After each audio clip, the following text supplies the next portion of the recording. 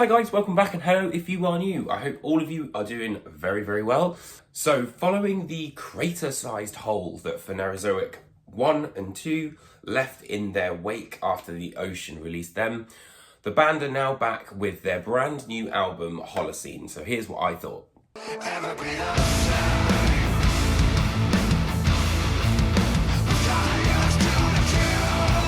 So Holocene is an album about angst, alienation, loss of reason, critical thinking, and deconstructing our core human values in the modern day. This album, I think, is their most minimalist yet. However, that is not to say that Holocene is not ambitious, because it absolutely is. With much of the album's initial sort of songwriting being thought up by Peter Voigtman, already we're kind of looking less at distortion and more kind of playing with the idea of textures.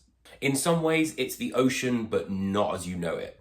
Much of the tracks feel like a chapter in a story, and whilst they inform the others, they don't necessarily reach that sort of typical crescendo that a lot of ocean tracks do. The songs kind of tail off and often end without that sort of like resolving note, which for me kind of almost acts like, you know, a comma in a sentence rather than a full stop. And weirdly, the first time you actually hear a really heavy moment on this album is on track 4 out of a total of 8. You know, so they're waiting a long time to really kind of give you a bit of the payoff of, you know, what the sort of standard ocean would be.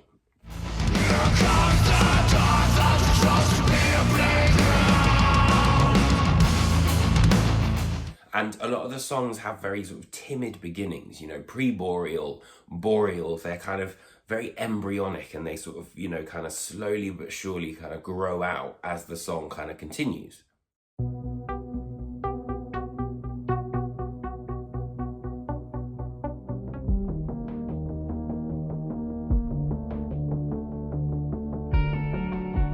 And of course, you know, they do flourish, you know, over the course of the track, but then kind of return back to this sense of nothingness.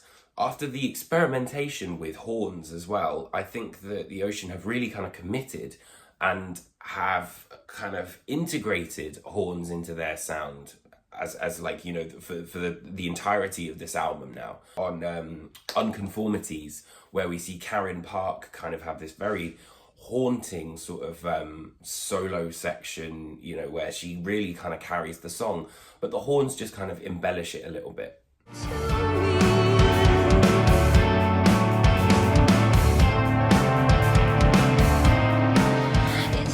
Honestly, I don't know if the album would have hit as hard if they didn't have the dexterity of Paul Seidel behind the kit. And really, I think he's crucial in creating that sense of atmosphere and feel for the band. You know, it's very fluid feeling, some of it, but then when needs to be, it kind of has that stoic presence, you know, when all those riffs kind of come in and he's kind of leading the charge with that. Sea of Reeds, for example, starts with these sort of like grains of a snare and slowly but surely kind of adds, you know, like a cymbal and then another cymbal, but it never becomes overpowering and kind of takes over the sort of narrative of the song.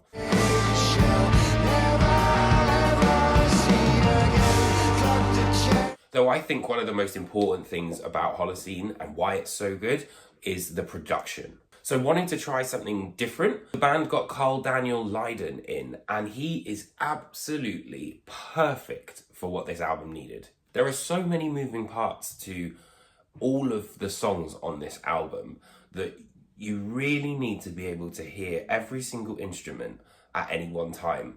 So there's this moment in Boreal, which I think kind of showcases it perfectly. It's a very simple riff. It's just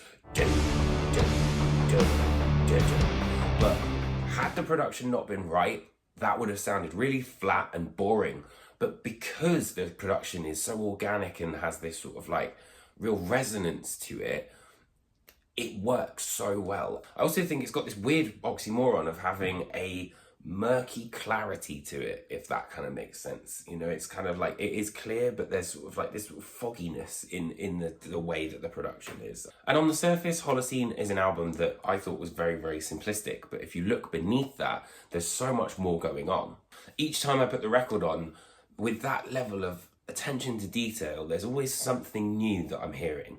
And the final track, Subatlantic, I think has, you know, a really interesting section to it. It kind of reminded me a little bit of David Bowie's Black Star in a way.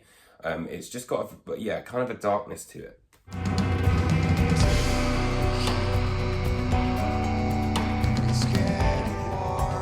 And despite it being kind of hard to pinpoint, there's always that feel of the ocean, despite, you know, more of a departure from the traditional sort of like really heavy guitars and having more of a focus on the electronic elements on this album. And personally, I think that the mission statement on this album was very much kind of less is more. But weirdly, they're also kind of more is more because they've incorporated probably the most amount of instruments we've ever heard on an Ocean record. And because of the lack of distortion, the heaviness, when it does kick in, really, really stands out.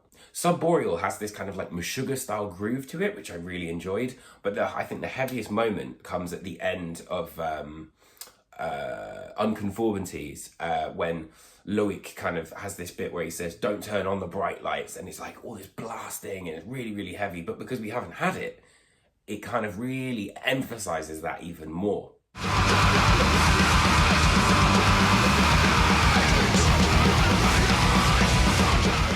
With a focus on humanity, the questioning nature of the Ocean is very much in focus here, and the Ocean have created a fantastically intelligent record in Holocene. And it's an album that is simultaneously most aware of their own sound, but also really pushing the boundaries of what the Ocean could be in 2023. Fantastic album. And I know it sounds like I say that about all of these records, but honestly, May 19th has had 3 albums that are very much album of the year contenders for me. So thank you so much for watching. I hope you enjoyed this video. Let me know what you think in the comments underneath me. If you did, it would be great if you could hit that like and subscribe button. Otherwise, I will see you guys very, very soon for some more videos. I've got interviews with Robin from the Ocean, so make sure you keep your eyes peeled for that. And I've also got a review of Immortal happening and Avenged Sevenfold's Life is But a Dream. So make sure you stay tuned. And I'll see you guys very, very soon.